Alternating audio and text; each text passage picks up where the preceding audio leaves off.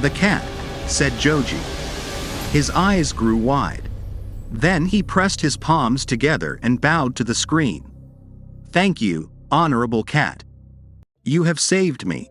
For as long as I live, no one will stop me from drawing cats." When the villagers learned that the monster rat was dead, Joji became a hero. The village priest let him live in the temple as long as he liked. But Joji did not become a priest. And he did not become a farmer. He became an artist. A great artist. An artist honored throughout the country. An artist who drew just one thing: cats. The end. Thanks for watching this video. Please subscribe to our channel to get similar stories.